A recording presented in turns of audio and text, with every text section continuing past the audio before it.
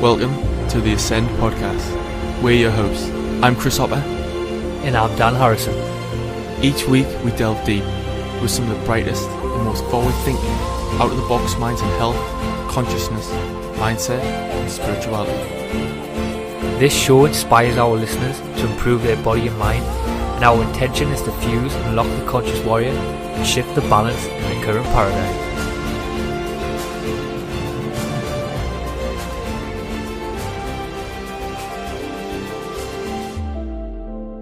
In a lucid dream, you can seek out future information.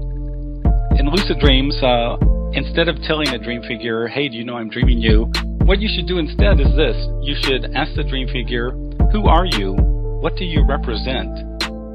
In lucid dreams, you can reintegrate or reconnect with that discarded energy or that ignored or repressed energy. And once you reconnect with it actually, you can physically feel it inside of you. And when you go up to a dream figure and say, hey, do you know I'm dreaming you? And they look at you and say, how do you know I'm not dreaming you? Yeah, and I think that even makes it more incredible that we can't control everything and unexpected things happen. I mean, that makes it even more incredible because it shows that there's more going on there. What the mind contains is incredible. And so it really makes you restructure your thinking. You know, are we connected to a collective unconscious? Is there a universal mind? You know, what's really going on here? Are we just great guessers? You know, is the mind just an amazing computer that can, you know, pull forth stuff that seems good? Hey, what is up everyone? In this episode of the Ascend podcast, we're joined by Robert Waggoner for his second appearance on the podcast. And just to set the tone for this podcast, I just wanted to read a quick quote that Robert wrote. "The sailor does not control the sea. You may navigate your ship through the ocean, but you do not have to consciously populate every dream scene with every leaf and blade of grass and wisp of cloud." So the last time Robert was on the podcast, we touched on some really cool topics and really did cover a lot. And you guys are probably thinking, is there anything else that we could touch on? But as you guys know, there's always more that we can touch on and dig into. So in this conversation, we really want to look at the aspect of becoming more consciously aware within the dream world, or state, or whatever you want to call it. So in this podcast, we touch back on a few areas that Robert slightly mentioned on in the previous episode that we wanted to really look at deeper, especially the area where he briefly touched on a dream may be able to adapt to its environment. We touched on sharing dreams, we touched on dream figures, and Robert explains the concept of dream figures.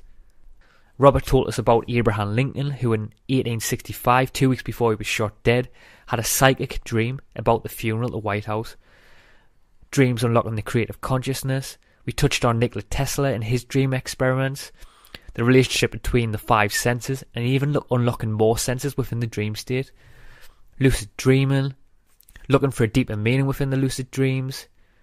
We even asked Robert what was the deepest he's travelled within his dreams. Dream within a dream. Meditation within the dream world.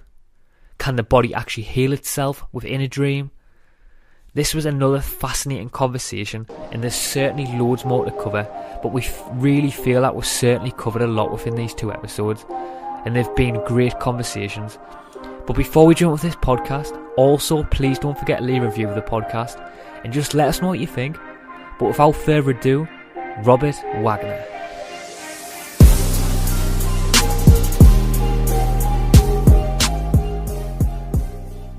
Hey. How you doing? Good, thanks. Oh, cool. Robert, there's so many different areas I want to take this today.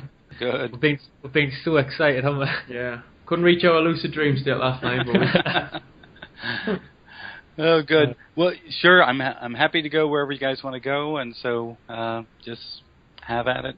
Yeah, cool. Robert, we've actually launched the first episode as well because we put it forward because we thought it was so good, didn't we? yeah, we've actually released it now. Yeah, we released it straight away, and we, like for this week's episode, we released it, and we've already had like great feedback from it already, haven't we? Oh, yeah, great. Yeah, That's such a fascinating topic. Oh, that's great. That's great. It's amazing how many people are totally into lucid dreaming. You know, all you need to do is have 3 or 4 of them, and you just realize how amazing it really is. Yeah, definitely. Let's keep it doing it, man. Let's definitely. Make sure this podcast is the exact same. Yeah. Well, Robert, I'd just like to say welcome back to the podcast again. Oh, thanks for having me. Yeah, cool. I know as well, last time, Robert, on the podcast, we touched on some like really cool topics. But like we said in the last podcast as well, in this conversation, would really love to go deeper, like in becoming more like conscious aware within the dream state as well. But I know before we start going deeper into this podcast, there was something I wanted to mention, because on the previous podcast, you mentioned that a dream can adapt to its environment, and I was really fascinated by that. And I know you mentioned that you and your wife went travelling to nature, and obviously that sort of changes your dreams as well. But I was wondering, like, have you got any more information on that area, how like dreams adapt to its environment? Yeah, so the story was my wife and I were floating down the Grand Canyon on the Colorado River, and so you sleep out under the stars. You don't have any cell phone reception, so everyone leaves their cell phones behind. And all of a sudden, I began to realize that my dreams at night were becoming much more intense, much more vivid. I just had some incredibly powerful lucid dreams. And so I think that if we change our environment, like get out in nature, or even if just for the hour or two before we go to sleep, if we just get away from the TV, get away from the computer, get away from the cell phone, it allows us to kind of get back into our natural head. And when we get back into our natural self, then we're much more likely, I think, to have more vivid, memorable, and sometimes even lucid dreams. Yeah, I was wondering, Robert, has there actually been any like research done into them different areas? I wonder about that too. You hear anecdotal reports from people, but I don't think there's been any research.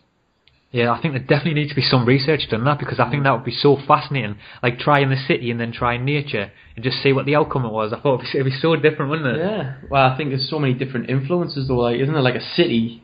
Your dreams might be a lot more brighter in a sense, like, wouldn't it? Wouldn't it, Robert? Well, it's hard to say. I don't know what it is about being out in nature, like camping or something like that, but I just found that my dreams were much more intense.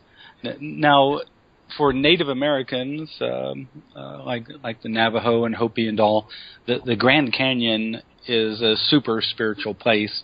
In fact, it's kind of going down through the Grand Canyon on the Colorado River. It's kind of like, in their mind, a little bit like the trip of the dead. It's kind of their way. And then also another interesting thing about it, I didn't realize this until I had a lucid dream in the Grand Canyon. So about the third or fourth night, I became lucid when I saw this woman who was walking along, and I had seen her the night before in a dream. And I thought, wait a second, where have I seen this woman before? And I said, in last night's dream. Oh, this is a dream. And so I became lucidly aware. I interacted with the woman. It was wild. And then I went flying. And I want to tell you what I experienced. I experienced as I was flying around kind of a cloud of red light. That's the only way I can describe it. But think of a cloud that's like 40,000 feet composed of red light. And I just kept going higher and higher and higher, trying to find, the top of this red light, this space. Anyway, when I got back from the Grand Canyon, I started checking out this part of the Grand Canyon to try to understand what that experience might have connected to. And the Native Americans in that area say that in their mythology, this is the location where they came from the earth. They emerged from the earth and began to populate the area. And so it has this really heavy-duty symbolic meaning for them. But I've found this also when I've stayed at other Native American sites. Sometimes there were gathering sites or power sites. And even now some Native American tribes have actually built hotels there. And I think it's to help us gringos kind of experience kind of a new level, a new dimension. But I've had some extraordinarily powerful lucid dreams when I've stayed at those kind of places. But anyway, getting out into the environment in whatever way you choose, I think can really change your dream life. Yeah, I love that story. And when you said the Grand Canyon there as well, it sparks something in my mind as well, because I don't know if you're like familiar, but people have actually been trying to like this sort of ties in with lucid dreaming as well. But a lot of people have actually been trying to like meditate in the Egyptian pyramids, and now it's actually forbidden. So that's like raising a question in my mind now, is like, why is that being forbidden, and like how that ties into sort of lucid dreaming. You know what I mean? It's interesting. I'll tell you about a lucid dream I had. One time I became lucidly aware when I found myself inside a pyramid. And here's the strange thing that was happening. So there were 4 of us people on the 4 corners in this interior room of the pyramid, and in each of our hands we had a jewel, a big gem of a different color, and each of us were chanting a different sound. And then in the middle of us, between the 4 of us in the middle, there was a person that we were seeking to heal. And it was a trippy experience because the inside of the pyramid was so colorful. I mean, there's all this blue and gold paint and figures and everything. And I'm standing there with this gem in my hand, just building out this sound in order to heal this person in the middle of us 4. And so when you have those kind of experiences, it makes you wonder if you just have a vivid imagination or if you're actually, connecting to some kind of past life memory or some, bit of the collective unconscious or whatever it is. But in any case, it doesn't surprise me that they've stopped people from meditating in Egyptian pyramids. For some people, it probably might be too much energy. Yeah, definitely it is. It is so fascinating that correlation between that. But something else I want to touch on with Robert as well. I know something else that you start talking about. I'll touch on a little bit, but I want to go a bit further. In the previous episode, at the end of the conversation, we ended up talking about future technologies, and on the previous, talking about how technologies that can monitor dreams and maybe even like record them. But something that I never got to mention was something called dream linking. Have you heard of that? Dream link? Dream linking. So spell that for me. It's Linking. Dream linking. Yeah. I have not heard of this before. Yeah, I just seen it somewhere, like when I was looking into future technologies to do with dreams, and it said somewhere where they were talking about how dream linking and saying that it'll start showing when someone is like, it'll not only show when someone's dreaming, but it'll tell them like what they're dreaming about. This is totally new to me, so thanks for sharing that.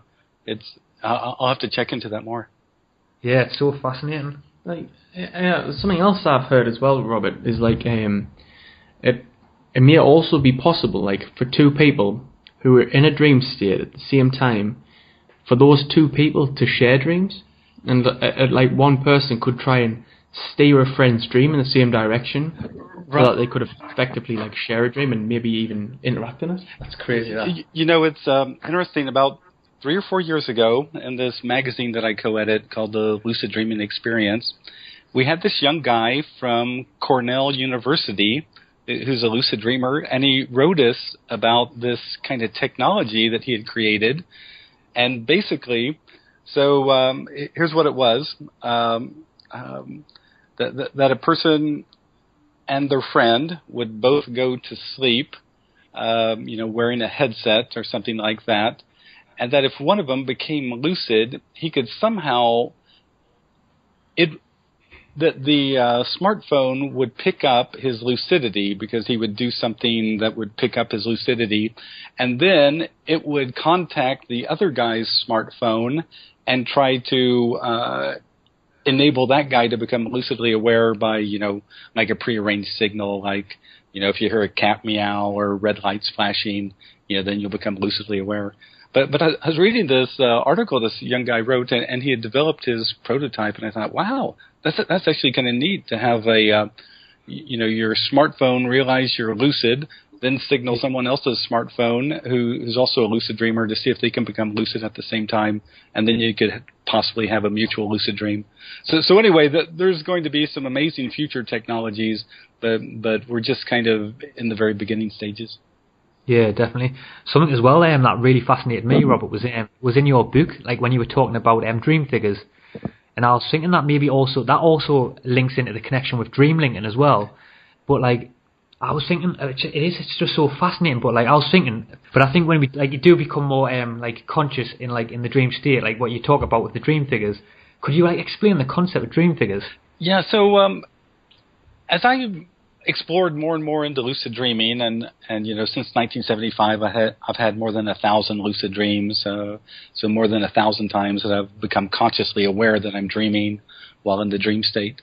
And what you quickly learn as a lucid dreamer is that when you go and interact with dream figures, that they're not all created equal, that they differ. Sometimes you go up to a dream figure and ask it a question, and it'll just turn away. Or sometimes you'll go up to a dream figure and say, "Hey, do you know I'm dreaming you?" And the dream figure will reply, "How do you know I'm not dreaming you?" And wow. I remember one time a lucid dreamer had that exchange, and so she told the dream figure, well, look, I know it's my dream because, look, I can fly. And then the dream figure said, well, look, I can fly too. And so the lucid dreamer kept trying to one-up the dream figure, but never could. The dream figure could do everything that it did. And at the end of the lucid dream, they both sat down and they couldn't figure out whose dream it really was. And so when you begin to interact with dream figures, you realize, okay, some seem very aware and conscious. Some seem more aware and conscious than you are. And sometimes I've had dream figures actually help me become lucidly aware. One time I was having this dream, and there was this group of dream figures. They were playing a guitar and singing, and they just kept singing the same song over and over and over. And finally it struck me as, boy, this is too weird. Oh, this must be a dream. And as soon as I became lucidly aware, all the dream figures started to laugh, and they clapped and slapped me on the back and welcomed me, to the dream world. It was totally trippy. But so this whole issue of dream figures is truly fascinating. Now, where it becomes even more interesting is when you become lucidly aware because you see a deceased person, a deceased dream figure, and you realize, oh, this must be a dream because Uncle Fred's been dead for 5 years now. Because then at that moment, you can question the deceased figure and kind of figure out, is it a projection of your mind or is it something else? And so as you go deeper into lucid dreaming, you realize that dream figures really vary. Wow, that was absolutely fascinating. And like something that really sparked my mind there when you were talking, Robert, about the dream figure trying to one up the dreamer or the other way around. I was thinking at one point in my mind, it just said to myself, well, maybe they're both dreaming, but they're both caught in the same dream, and that they both are on the same level of consciousness. Right, they brought it in. Right, exactly. I think that's a wonderful way of thinking about it, and so because of that. That's why in my own mind, I stopped calling them dream characters, because if you're a character, you're kind of like a character in a cartoon or a character in a movie or something like that. But I just started calling them dream figures because just to say that they might have kind of an equivalent status to mine. I mean, they might be in their own dream, and I'm part of their dream, and they're part of my dream, like some Venn diagram where the two circles connect. We're in that connected space. We're in that overlapping space. And so anyway, it does make you really question things. When I went deeper into lucid dreams, I read a book, and in the book they suggested that you become lucidly aware and shout out, "Now all thought forms must disappear." So a dream symbol is a thought form. It's something that your thoughts have created. So when you become lucidly aware and you're with a bunch of dream figures, you can shout out, "Hey, now all thought forms must disappear." And when I do that, sometimes all the dream figures would disappear, and I'd realize, oh my, that they were all projections of my mind. But sometimes only half of them would disappear, and the other half would look over me like, don't you get it? We're not a product of your mind. We're in our own reality. So anyway, you can take this really deep, and it's amazing the nature of dream figures. Well, it sounds like what you were talking about there, Robert, is that these dream figures, they have their own level of consciousness. It's like some of them do. So think if you had an issue in your life as a little kid, you might create a dream figure to personify that issue. But let's say that issue keeps getting more and more energy. So then that personification of that issue, that dream figure, would get more and more energy. And if you give something energy, for like 3 or 4 or 5 years, suddenly, it has that much energy. It acts on its own accord. It has awareness of what it's all about. For example, in lucid dreams, I always encourage people, instead of telling a dream figure, hey, do you know I'm dreaming you, which is always rude, and they always look like they're pissed off when they hear that, because it makes you sound like an idiot. What you should do instead is this. You should ask the dream figure, who are you? What do you represent? And sometimes those dream figures will give a response, and it will just blow your mind when they tell you what they represent. So I think if an issue gets enough energy over the years, your own personal energy, that personification of the issue kind of develops its own awareness, and it can tell you at least that much, that it represents your fear of success, or it represents, your interest in this, that, or the other. And so that's why this area is one of those that I hope every lucid dreamer will investigate.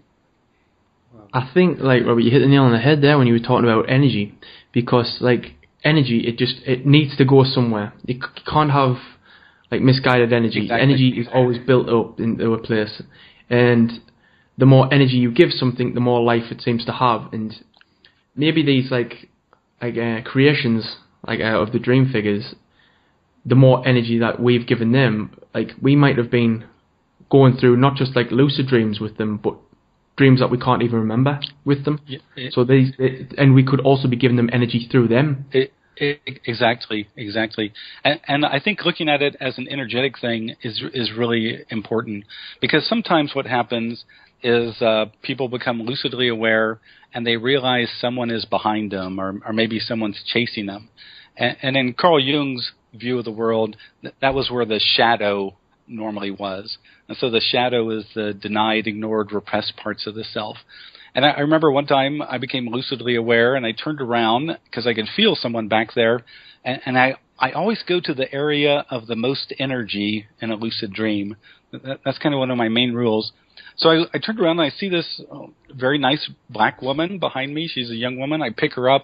I put her right in front of me, and I ask her, who are you? Who are you? And she looked at me and she said, I am a discarded aspect of yourself. So she was a discarded aspect of myself. And so I thought in the lucid dream, well, how do I respond to that? And then I thought, well, if she's discarded, she just wants to be loved and accepted. And so from my heart, I sent her all this love and acceptance. And the incredible thing was, all of a sudden, as I did that, she began to respond by shrinking down, until she became these bits of colored light that entered my torso and were so energetic that it woke me up. And I woke up from bed and I thought, whoa, what was that all about? And then it was about a week later, I realized every day that week I'd been thinking, I should try to write a book on lucid dreaming. And that was a project I had discarded 2 years earlier because it just seemed like too huge of a topic to write a decent book about. But I went ahead and that's how I wrote my first book, Lucid Dreaming: Gateway to the Inner Self. So what I'm saying here is, in lucid dreams, you can reintegrate or reconnect with that discarded energy or that ignored or repressed energy. And once you reconnect with it, it actually, you can physically feel it inside of you. That's how profound it can be. That is fascinating. And it sounded like you, Robert, you used your own energy to unlock your creative consciousness, and that's incredible. Yeah, it was really a reconnection, because as soon as I reintegrated that, then I felt like, now I can do it. Because the first time I tried to write a book, I got about 50 pages in, and I just hit a wall. Couldn't do it. But when I reintegrated with this discarded aspect energy, then all of a sudden it's like I had tons of energy to do it and really push forward and write my first book. Wow, so powerful, man. And it is such a fascinating area, dream figures, Robert. And I was thinking as well, this maybe ties well into the angle that some people can actually see what's being perceived in a future event as well. Like, and I know we touched about a bit about this on the previous podcast, but they can witnessing these dream figures can actually witness an event which hasn't happened yet, but yet can recall the outcome of the event so clearly. And sorry, not just the dream figures, but us ourselves can see a future event. Yeah, as a dream figure. That's what I meant. It's one of these incredible things that in a lucid dream you can seek out future information, and I'm not always saying that you're going to be right, and so you got to experiment with it. And sometimes the problem is you'll get symbolic information instead of literal information. So here's an example of that. One time I found myself in the middle of this small town at night. And I thought, I don't live in a small town. What's this all about? And I became lucidly aware. And so I looked around, and there was one building that had all this light coming out of it. And because I always go to the area of the most energy, I thought, okay, I'll go over there. And as I got closer, I realized it was a church. And the doors were wide open. I thought, okay, good grief, I'll go inside and see what's going on. I step up to the door of the church, and then I look in, and at the very front of the church is an open coffin. And so I'm lucidly aware, and I think, what the heck? I'll go down there and look into the open coffin. I don't care. It's a lucid dream. And so I walk down there, and I look into the open coffin, and I see it's one of my friends who's kind of smiling at me. And I look down at him, and I say, Donald, does this mean you're going to die, in a few years or something? And he goes, oh, no. And I go, well, does this mean you're going to die in 10 years or something? And he goes, no, I don't think so. And so I woke up from the lucid dream, and I thought, what was that about? And then the next day, I got an email from my friend Donald, and he goes, Robert, guess what? I'm getting married. And so you can see that a marriage happens at the very front of a church, and it was kind of like the death of my friend, the single guy, so I was kind of picking up this future information. But so again, sometimes you get future information, but it's symbolically couched. But you can seek out future information directly. In this organization that I belong to, the International Association for the Study of Dreams, every fall we have a cyber dreaming conference, and it's psi like PSI, parapsychological dreaming. And one of the things we do is we conduct a precognitive dream contest. And so what happens is everyone tries to dream about an image that's going to be picked 3 days in the future. And so everyone has to dream in advance, post their dreams on the forum so you can't cheat, and then the dream image is picked out of this, randomly from this large bank of images that nobody's seen except for the person who pulls them together. And so a few years ago, my good friend Ed Kellogg, he's trying to dream of the image. He set himself the task. He becomes lucidly aware and sees this guy. I won't give all the details. And at the end, he lucidly hears Vermeer. And when he wakes up, he thinks, oh, this might have to do with that Dutch artist Johannes Vermeer. And he puts down, he enters on the forum his dream, his lucid dream.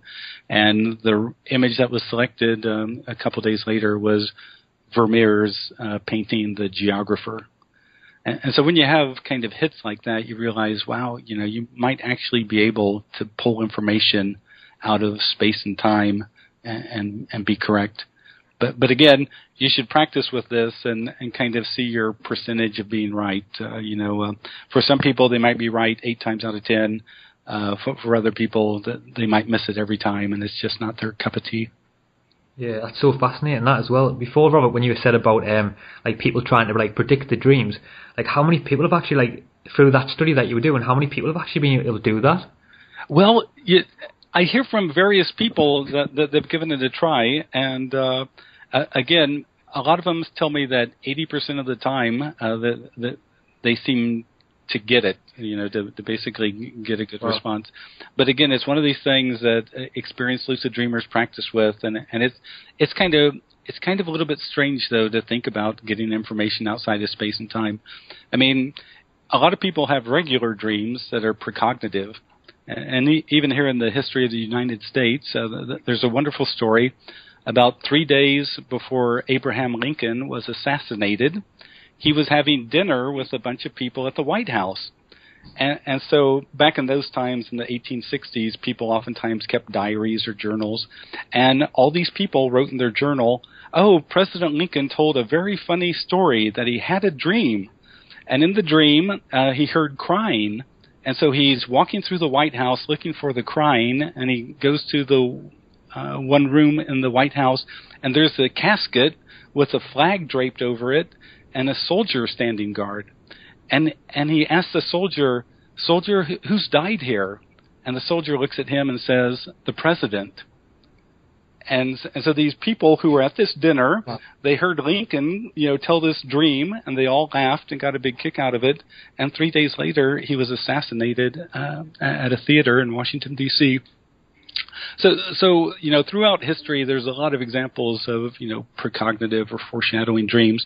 The beautiful thing I think about lucid dreaming is that in a lucid dream, you could actually scientifically study this. You could set up some experimental paradigm, have the lucid dreamer seek out the future information, wake up with it, give it to the researcher, and then all of them wait, 3 or 4 days to see what happens, in waking reality. And so that's the way you could scientifically study this. But I do think it's utterly fascinating. Well, it certainly is, and that Abe Lincoln thing is absolutely fascinating as well. So cool, that. And I think it just also goes to show, show the power of dreams. It is completely amazing that because these dreams can, not just show us, glimpses into the future and, just we said before, unlocking our creative consciousness, which has, transformed the world. So it makes me think, Robert, that maybe if our creative consciousness, is locked inside our minds, and our dreams are the keys which unlocks the information, then maybe the more we eventually understand dreams and uncover more about their power, then more and more people can unlock their own creative consciousness. And something I came across and I found it fascinating was Nikola Tesla, and when he was talking about the richness and depth of his dreams, he possessed some extraordinary mental characteristics. Oh, right. He talked about through his dreams he had an acute sense of hearing, visualization skills so vivid, to mimic reality, and it was talking about how his visualizations enabled him conduct realistic dream experiments while he was wide awake in the lab. And they said maybe Tesla was functioning one level above the lucid dream state. I wouldn't be surprised. There's a thing that's very much like lucid dreaming that you can do while you're awake, and it's kind of a technique that some Jungian therapists use, and it's called active imagination. And so basically what you do, you get into a meditative state. Sometimes people find themselves going down a path or to a house or something, and it's the house of their self. And then in this deep meditative state, you kind of wander through the house of yourself and learn about, yourself. And some of these people who practice active imagination, it's much like lucid dreaming. They learn incredible things about themselves, about hidden talents, and about places that they're conflicted or whatever. But it doesn't surprise me to hear that Nikola Tesla, and there's a lot of other inventors, and even people like Einstein, oftentimes would get in this meditative state, and they would consider issues, or they'd pose them a problem to themselves, how can atoms do this in the atomic world? And then they'd get into a meditative state. They might have a ball bearing in their hand, and when they get too sleepy, their hand will relax and the ball bearing will drop onto a metal pan and wake them up. And oftentimes in that period of falling asleep, that's where they'll get the answer to the question. And so there's different meditative ways that people have used throughout history to get answers, because they realize that oftentimes the answers exist in this unconscious or subconscious mind. It's just that few of us have very good tools to get there. Yeah, that's interesting. That some of that came to my mind there, Robert, as well. It sort of ties on what we were just saying before as well. But I was thinking like how how a lot of people talk about how the human body has five senses. Like they talk about like sight, hearing, touch, and I think it's taste and smell as well. But like a lot of people, which I don't believe, by the way, I don't believe we've just got the five senses. I really believe there's like so many more. Like I think it all depends on like how we look at the human body and how we're like open up our awareness to the body as well. But I was thinking like, maybe our dreams are allowing us to access like other senses within our body. Have you ever thought that? You know, I think you're totally right. There's a writer here in America, Jane Roberts, and she would talk about that there's inner senses. And so like inner senses might be conceptual knowing. Like so sometimes in a lucid dream I'll see something, but I know what it is. And I'll know what it is without any words being spoken or anything. You know, it might be some big blob of light or whatever it is, but I just instantly know what it is. And so there's these kind of inner senses that I think we have. I think you're totally right. And also I think the five senses that we have sometimes can be even more profound than what they normally are if we'd just be more attentive. Yeah, it's definitely it's something definitely to be explored, and it is so fascinating. But as well, Robert, just to change the angle a bit as well, something wanting to delve in further in this conversation was like obviously talking about becoming more like conscious aware and tapping into our lucid dream state. And I know as well, there was a figure talking about how I think it was like some 95% of dreams are like forgotten, like something in the first 5 minutes after waking up. But I was thinking like, and really like to start understanding our dreams, we need to start remembering them. But I was wondering, like, how did you get to a point where, like, you were aware of, like, you were lucid dreaming, and how did you get to a point where you could control them? Yeah, so, again, I've been a lucid dreamer for a long time. I started out by reading Don Juan and Carlos Castaneda's book, where Don Juan, the shamanic teacher in the book Journey to Ixtlan, suggests that he try to find his hands in the dream state and realize he's dreaming. And so I created my own little technique. But after that, I began to use techniques like just the power of suggestion. So before I'd go to sleep, I just tell myself, tonight in my dreams I'll be more critically aware, and when I see something strange, I'll realize I'm lucid dreaming. And so by using my hands and the power of suggestion, every month I'd have about 2 to 6 lucid dreams. And that was pretty good. And then Stephen LaBerge came out with his first book where he talks about this technique called MILD, which stands for the mnemonic induction of lucid dreams. And mnemonic as a word is kind of like a memory helper, a memory aid process for lucid dreams. And he had this interesting technique, and when I started to use it, you know, I got up to having about 10 or so lucid dreams a month. And then finally, as I did more things, I finally was able to get to 30 lucid dreams a month. You know, some nights I'd have like 3 lucid dreams, and other nights I wouldn't have any. And so that was my quantitative, my highest. But I do want to say, though, I really don't think it matters how many lucid dreams you have.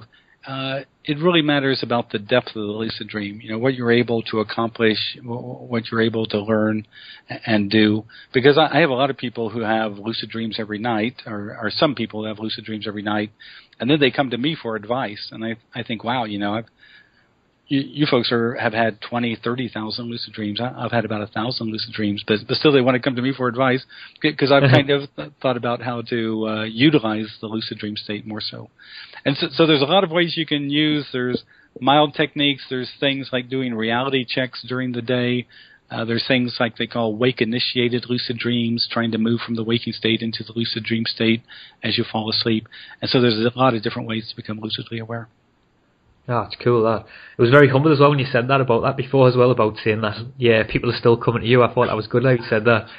But as well, before when you were talking about your hands, I was wondering, so just to go back to that, so did you use like your hands as like a psychological trigger, like of your hands, and then through that trigger you sort of like realised you were in a dream and you could control it? Is that what you did? Yeah, exactly.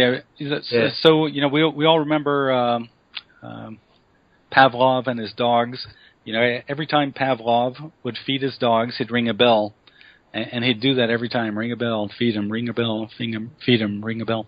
And after a while, he could just ring a bell, and immediately they'd begin to salivate. And so that's what they called a conditioned response. And so that's what I was doing. I was conditioning the side of my hands with the thought, this is a dream.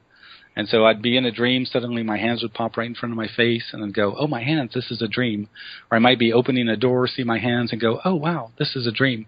And so, one way or the other, my hands would appear.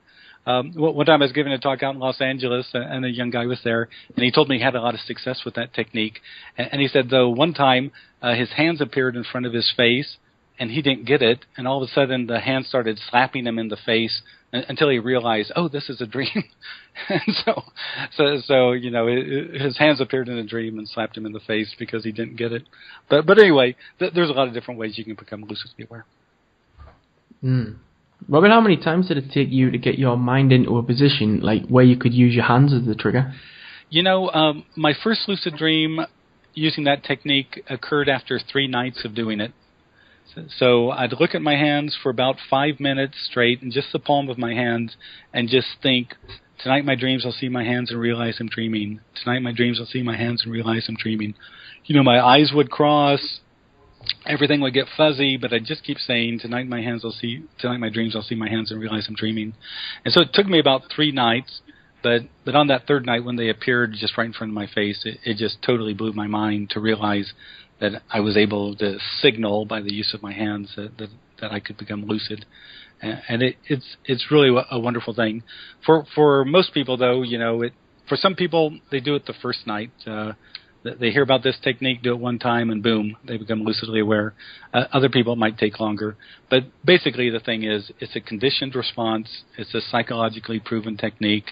And so I think for a beginner, it's a good one to try.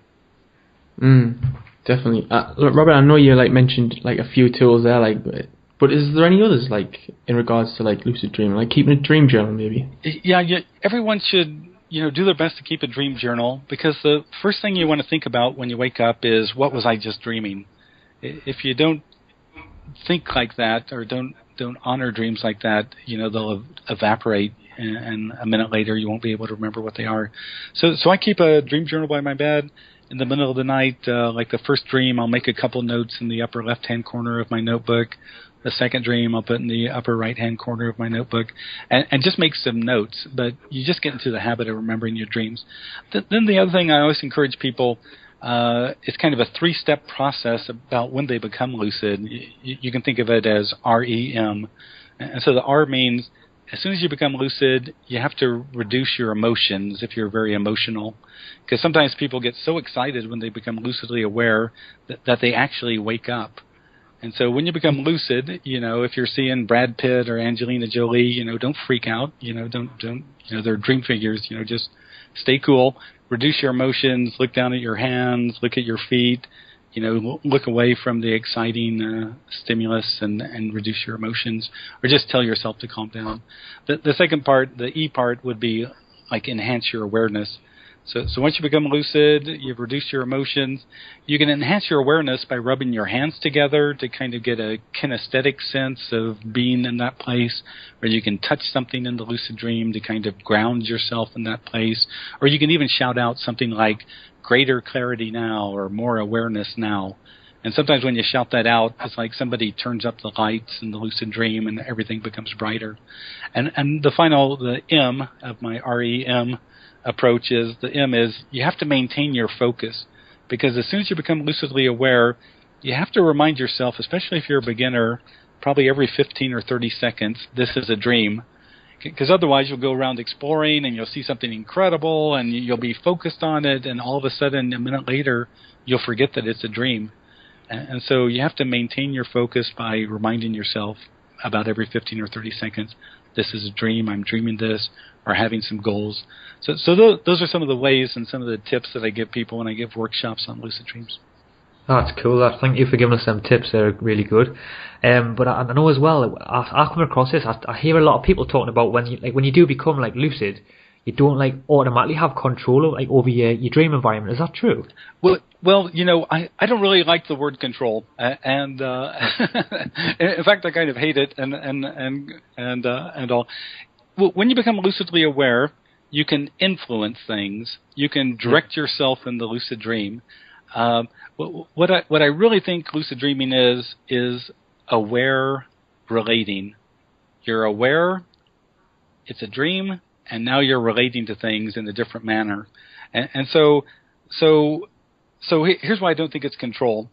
So let's say we're all lucidly aware. We fly through a wall, and on the other side of the wall is a castle and a white horse. Who put the castle and the white horse there? I mean, if we say we control the dream, then we would have had to have put it there, but we didn't. We just flew through the bloody wall. And so when you see that, you realize that, oh, I don't control everything. There's kind of a subconscious mind or subconscious process also involved here. And when you go up to a dream figure and say, hey, do you know I'm dreaming you? And they look at you and say, how do you know I'm not dreaming you? I mean, that's totally unexpected. So you can't really say that you control things because unexpected things happen. So we influence, we direct ourselves. It's aware relating, but it's really not control. Yeah, it is. It's so fascinating when you do start understanding, like, within the dream, there's like all these different areas within the dream that, like you said before, it populates itself. But also while we're like consciously traveling through it, it's so fascinating.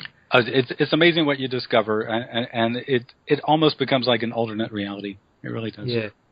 And I was thinking as well, that says to me as well, something that came into my head there, like, you know how like people talk about dreams are like just a byproduct of the imagination, like a lot of scientists say. Then I was thinking, then shouldn't, like, if that was the case, shouldn't we just be able to control everything in our dream if that was the case? But this isn't the case.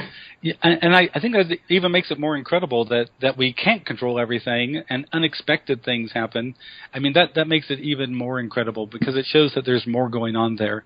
And that was something that Carl Jung learned as well. So some of his dream figures and figures of his imagination basically told him that Carl Jung did not create them, that they exist on their own accord. And for him, that was a real shocking thing to hear because he thought, oh, this is all just subconscious production or whatever. And when the figures told him, look, you did not create us, it really made him go back a few steps. So anyway, it just shows how deep this area is and how incredible it is as well. Yeah, definitely. I was going to say as well, have you heard of, like, I heard a lot of people in lucid dreaming as well, Robert, talking about, like, heightening the intensity. Have you heard of that? Heightening the intensity? Yeah. They talk about, like, they talk about when eventually, like, people, like, they start, like, they go into these lucid dreams and they start playing about with, like, testing things and stuff. But then everyone eventually gets to a point where they'll start looking for, like, this deeper meaning within the lucid dream. So, like, I was thinking, like, an example I can think of in my head is just, like, obviously in this reality now, like, quote unquote this reality anyway, but like you can buy like people buy like a fast car and they drive it a few times, and it obviously gets boring after a while. But then people start trying to like delve really deeper and asking trying to communicate with the dream itself and asking like bigger questions. Right. A lot of this is all connected to my first book, Lucid Dreaming: Gateway to the Inner Self. Because back in 1985, I had this really powerful experience where I went up to a dream figure and I asked it, excuse me, what do you represent? And instead of the dream figure responding, this voice boomed out a response from above him. Wow. And so after that, I began to think, is there an awareness behind the dream? And so in lucid dreams after that, oftentimes I would stop what I was doing and ignore the dream figures and just shout out questions to the awareness behind the dream. And oftentimes I'd hear a verbal response. Sometimes I'd have a visual response. The whole lucid dream would change in response to my question. And so over the years, a lot of people have heard about it. My first book came out in 2008, and a lot of people have read it. And so now they talk about, interacting with the awareness or going beyond or things like that. And so it's another fascinating aspect of lucid dreaming. It's as if you're communicating with your larger awareness or possibly your inner self. And sometimes it has incredible responses. Just here yesterday, and so this is September 2016, we put up at my magazine's website at dreaminglucid.com, the September 2016 issue is people sending us articles about interacting with this awareness behind the dream. So it's a non-visible awareness. It exists there in the dream, and you just shout out questions and hear its response. But this magazine has all sorts of articles from people, and readers submitted lucid dreams about it. Now, the interesting thing about it was that, so I had my first experience with this in 1985 after I'd been lucid dreaming for 10 years. And it was about 10 years later that the book, The Art of Dreaming by Carlos Castaneda comes out. And so in that book, 10 years later, Castaneda asked his shamanic teacher, Don Juan, what's this voice in his lucid dreams? What's this voice that responds to questions or gives guidance, and it's a non-visible voice in his lucid dreams? And Don Juan, his shamanic teacher, said, "Oh, that's the dream emissary. It'll tell you everything you want to know, and it'll always tell you the truth." And I thought, whoa, I interacted with this larger awareness, 10 years before Castaneda came up with it in his book. So I wasn't influenced by Castaneda's book at all. I'd already had my own encounters with the larger awareness. But it just shows you again how incredibly deep this whole area of lucid dreaming is, and how it can really transform people's understanding of, their self and what reality is all about. Definitely. Robert, something I was just about to dive in and ask you, like, when you were talking about that story, like when you asked that dream figure, and there was a big boom and like an answer from above. What did that answer say? I followed this woman. I became lucidly aware. Followed this woman into an office. Then I remembered, the monthly goal of this dream group I was in was find out what the dream figures in your dream represent. And so I remembered, that's the goal. And so I looked around the room, and there's a receptionist, a woman reading a magazine, another fashionably dressed woman in the corner, and there's this guy in a three-piece suit with a gold chain in his pocket, kind of an older guy. And so I just walk up to him, and I go, "Excuse me, what do you represent?" And suddenly from above him, this voice booms out, "The acquired characteristics." And I kind of look around and I think, what? And so I look up to the space and I just say, "The acquired characteristics of what?" and so I wait for, a few seconds, and it's like it has to think about it. And then it booms out, "The acquired characteristics of the happy giver." And I think, okay, this guy represents the acquired characteristics of the happy giver. I've completed the task, and so I'm going to wake up and write this down before I forget it. And so the next day, I realized that this was a bit of day residue. I'd been driving around Chicago the day before, and I met this woman who was the head of a nonprofit organization, and she told me that the only reason people gave money to her organization was to get their name in the annual report. And she just seemed so bitter. And as I walked away, I thought, wow, the Lord loves a happy giver, because she was such an unhappy receiver. And so this was a little bit of day residue. But anyway, that's what happened. Yeah, that's cool. I was wondering as well, Robert, like, has there been any research on the amount of people that have actually lucid dreamt or are lucid dreaming each night around the world? Yeah, there has. If you go on the web, there's an International Journal of Dream Research that some guys at the University of Heidelberg in Germany put together. And there they have some surveys of college students asking them, have you ever become consciously aware in a dream and realized you're dreaming? And so, like in America, when they asked that, about 71% of college psychology students would say that. In the UK, I think it was roughly the same, about 70-80%. In Germany, it was about 70-80%. In Japan, it was like 45%. And so it's relatively common amongst college-age people. But then when they ask them, how do you become lucid at least once a month, then only 25% of that group said they become lucid at least once a month. So about 1 out of 4 lucid dreamers are fairly frequent lucid dreamers. The one of them, the other group is fairly infrequent. There's another German study that came out recently. A woman, Ursula Voss, conducted it. And what she did was she asked students from age 6 to 19, have you ever become consciously aware in a dream? And if they said yes, then she had her group interview them to see if they had truly had a lucid dream or just a vivid dream or something. But she found out of 694 research subjects between the age of 6 and 19 that like 51% had a lucid dream. And she was just stunned.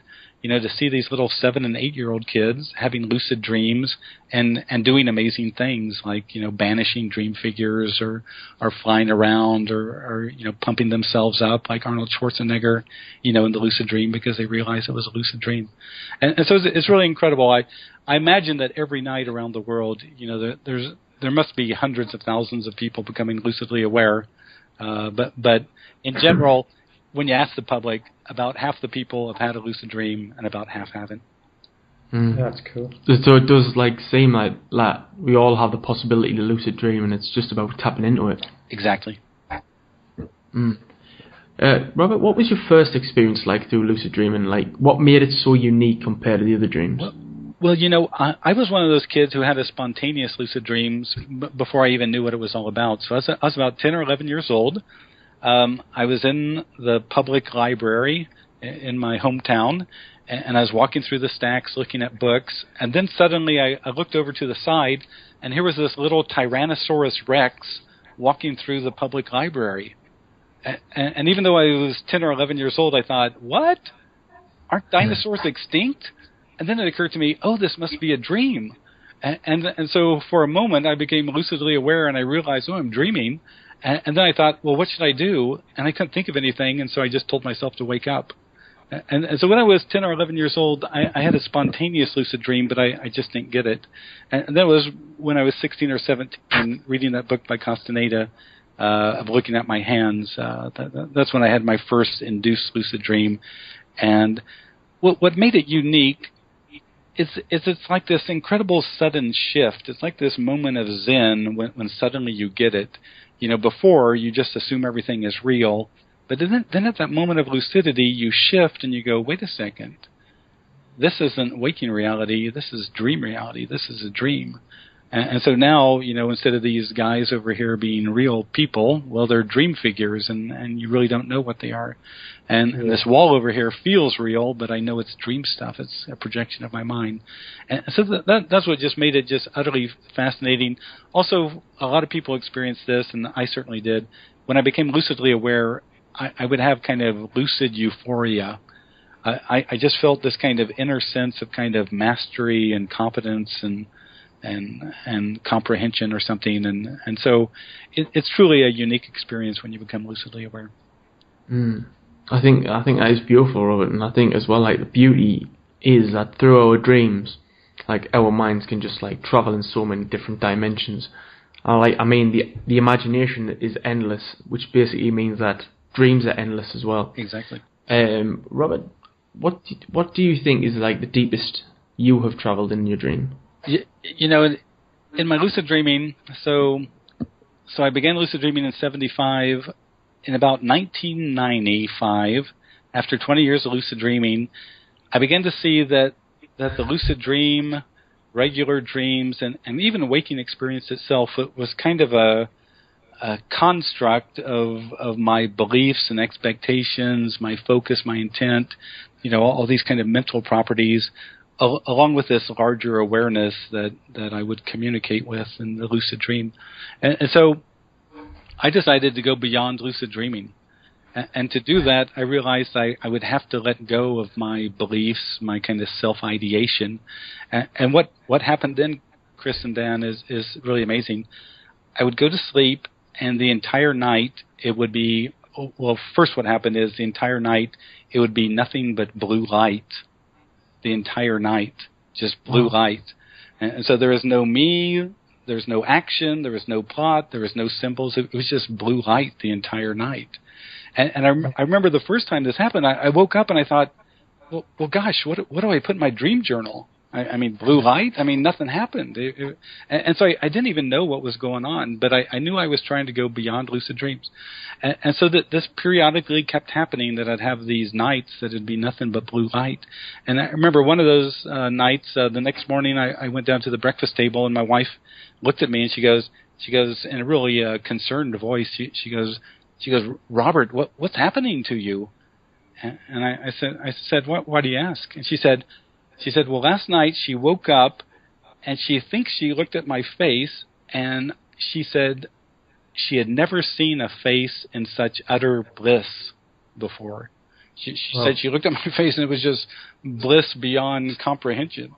And I kind of smiled at her and I said, well, I'm trying to understand the true nature of reality, and so I'm doing some pretty wild stuff, and so thanks for telling me.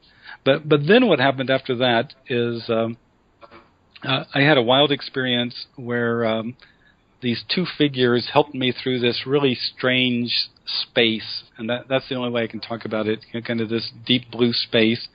And then we get to this kind of area of a kind of a white temple. There I was lucidly aware. I come around the corner, and here's this figure composed of blue light. I mean, you can literally see through it because it's composed of blue light. And it's about 16 feet tall, about 5 meters tall. And the first thing, I just began to laugh. I mean, it was just hilarious. You know, what's this dream light figure, this blue light figure doing there? And so I didn't know how to respond, and so I decided to do a Carlos Castaneda thing and try to run beyond it. And right as I got up to it, there was this giant explosion in my mind. And when I woke up, I literally felt like every cell in my body had somehow been altered by this inner explosion. And then probably a week after that, an experience happened. I was falling to sleep. My larger awareness told me that if I really wanted to go the whole distance, I might cease to be. And I think it literally meant that I might die or whatever. And I told it, that I was come this far. I really needed to understand the actual nature of things.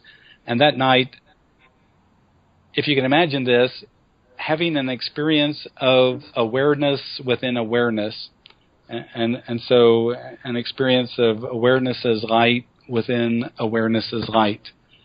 And suddenly that experience stopped.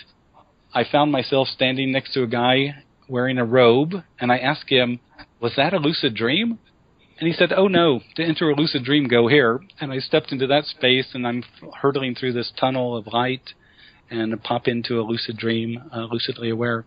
But when I woke up, I realized, what was that experience of light, of being aware light within aware light? And it was about 3 years later, I was at a talk by a Buddhist guy, Tenzin Wangyal Rinpoche, where he said that the ultimate goal of dream yoga in the Buddhist tradition was an experience of clear light, a non-dual experience of the light of awareness by awareness itself.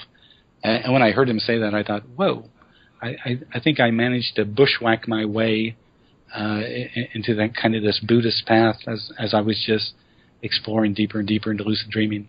So that's how far I've taken it, and it's amazing to have done that and taken it that far.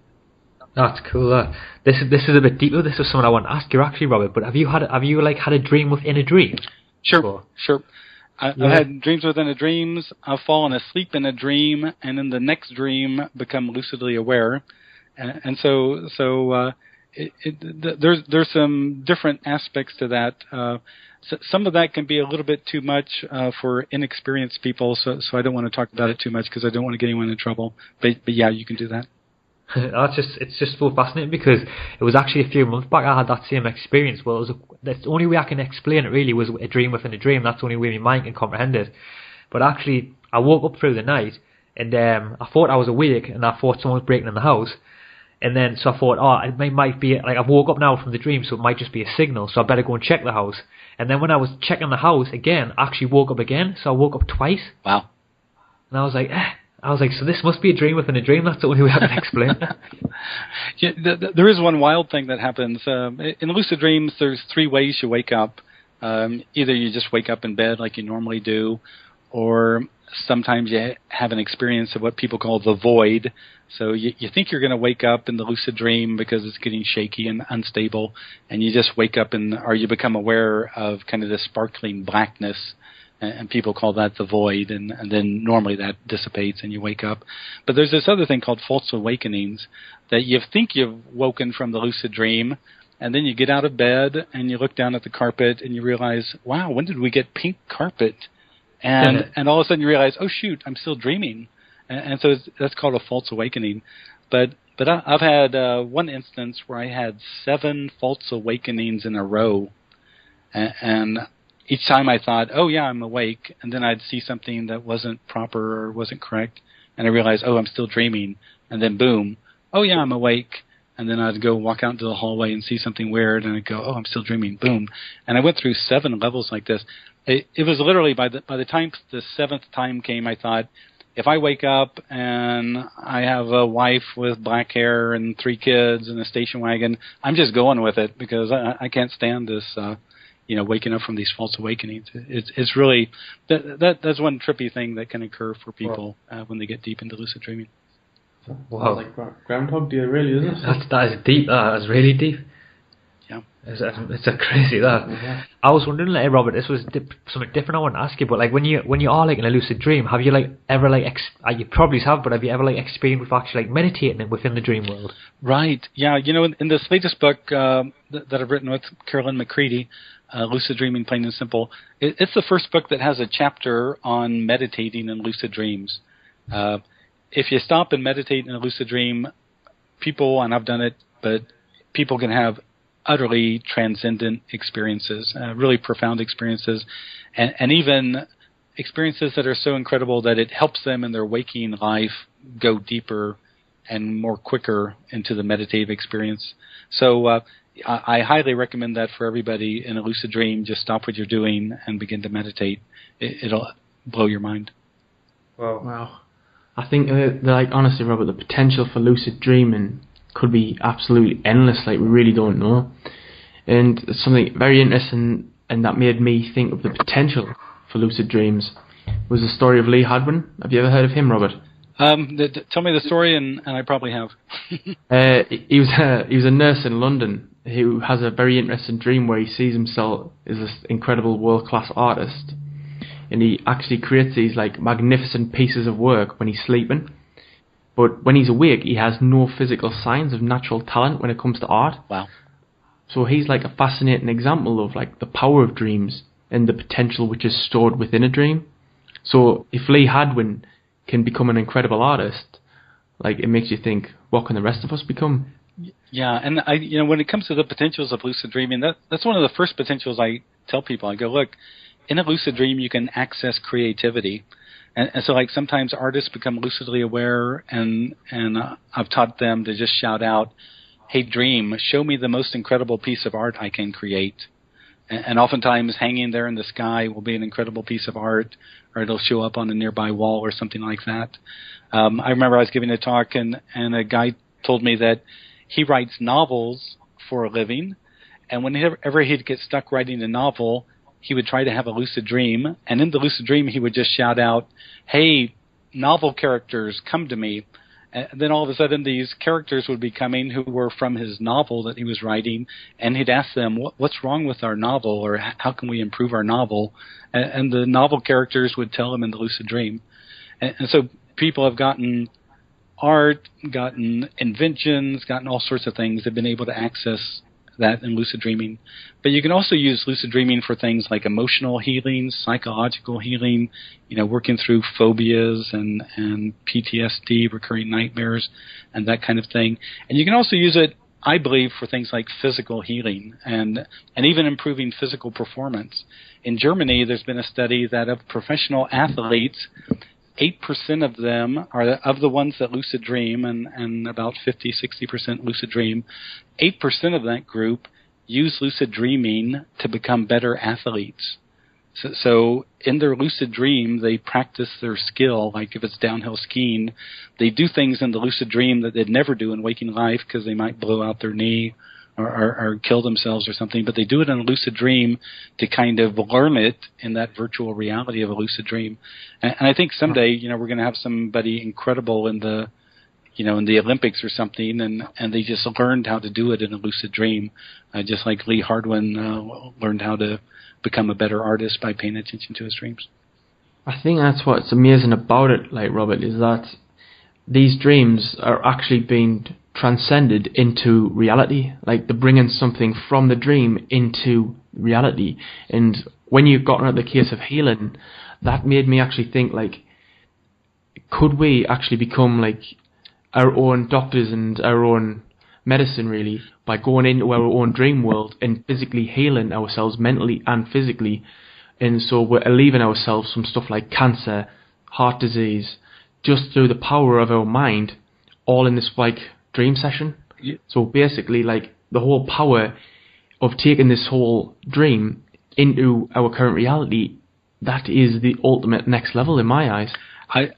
I agree with you. It's a fascinating thing. A good friend of mine, Ed Kellogg, who has a PhD in biochemistry from Duke University, he's been somebody who's really explored physical healing and lucid dreams, and there's numerous dozens and dozens of examples of people who have apparently healed themselves in a lucid dream.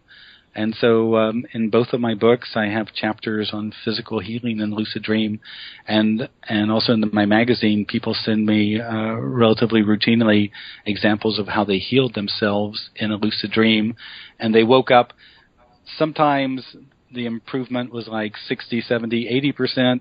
Other times it was just utterly profound. The improvement was just complete. So this is another potential area of physical healing and lucid dreams that bears a lot of attention, because the mind is really involved in healing, and that's like when they give people placebo pills. Oftentimes the placebo pills work as good or better as the drug that the pharmacist is prescribing. And when they look at that, it just shows that the mind is really involved in healing. They did a study one time where they had these people who had knee problems, and the doctors realized they couldn't operate on the people because it would just cause more damage, and so they created fake operations. They put the people in anesthesia and acted like it and, kind of cut the skin with a knife, but they didn't do the surgery. And of those people, they recovered, their knees recovered as well as people who had actually undergone the surgery.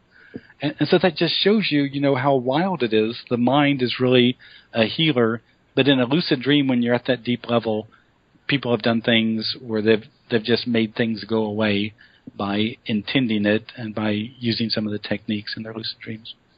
Yeah, when you touched on there about the placebo effect, Robert, that is so fascinating, and I honestly I've been digging that deep for ages as well.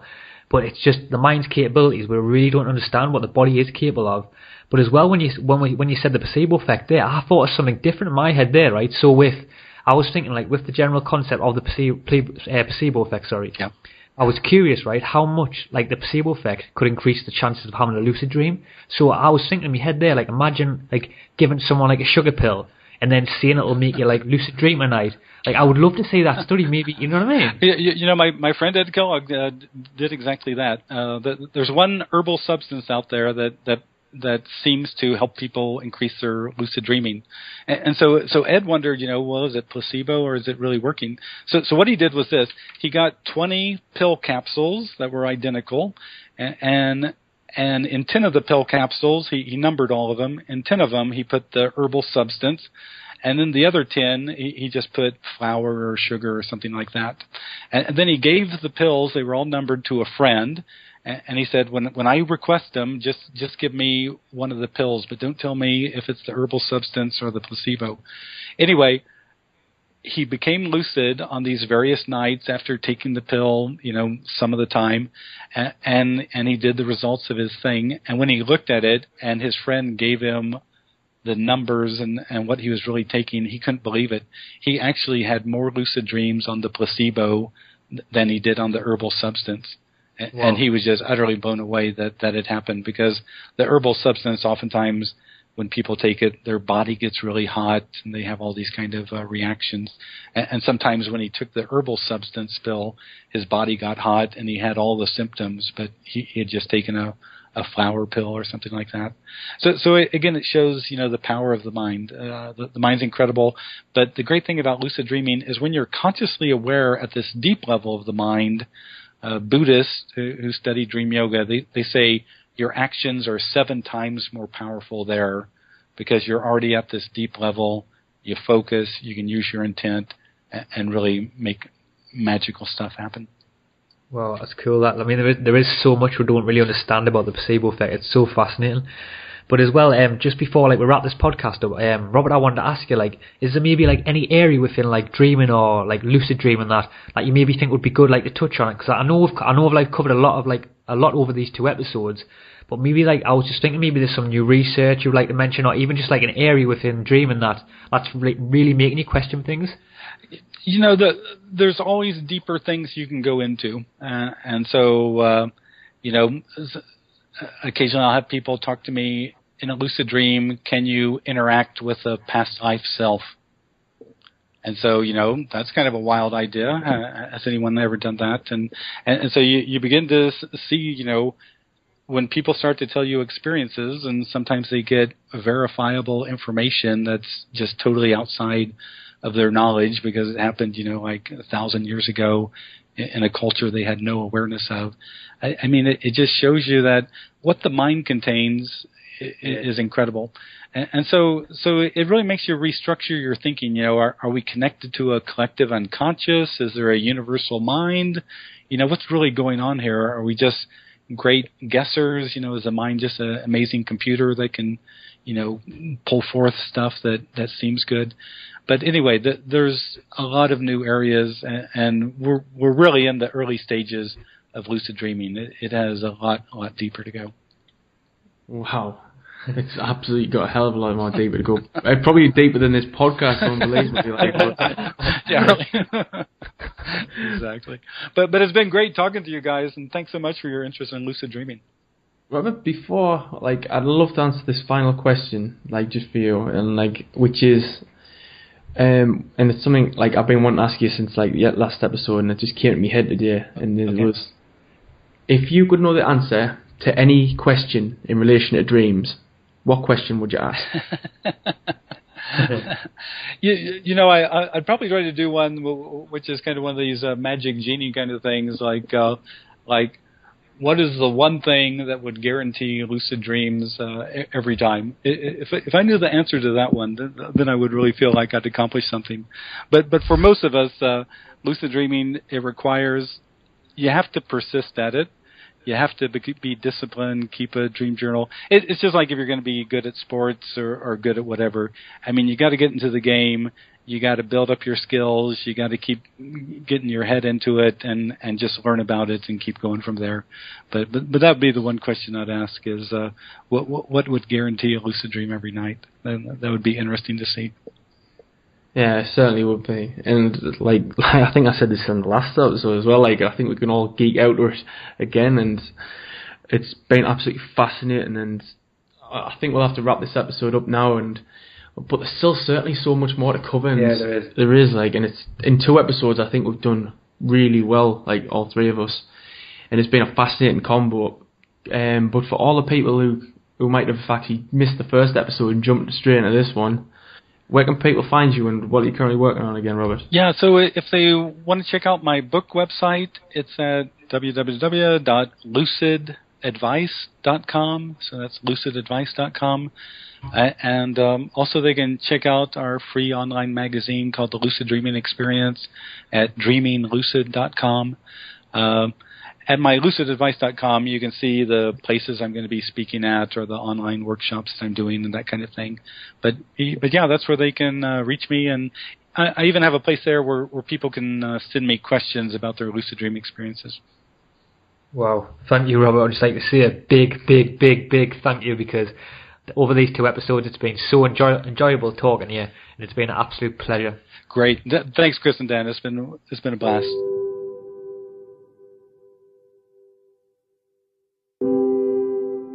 Supposing, just for the sake of illustration, you had the power to dream every night any dream you wanted to dream.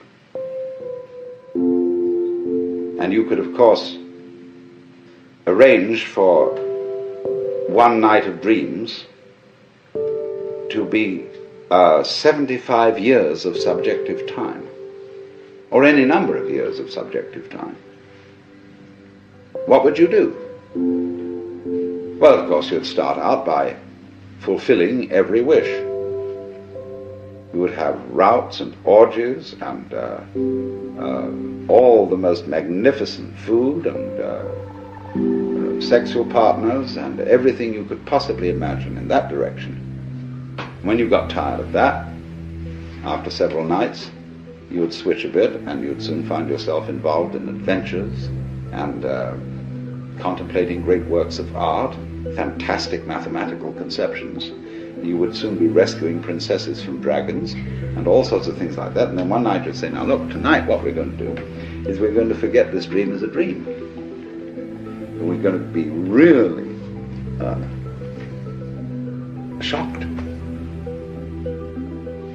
And when you woke up from that one, you'd say, ooh, wasn't that an adventure? Then you would think more and more far out ways to get involved and let go of control,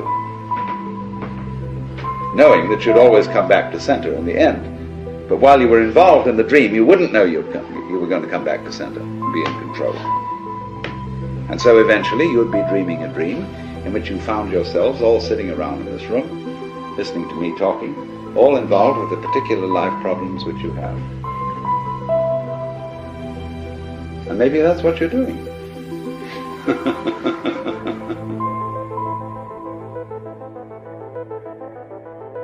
Thanks guys for taking time out your day to boost your consciousness. But guys, we really need your help. If you're loving the podcast, please pop over and leave us a review and tell us what you think. And also don't forget to head over to our website at ascendbodymind.com and check out our amazing gallery of other great episodes. Thank you and have a great day, and join us next week in the next episode. Peace.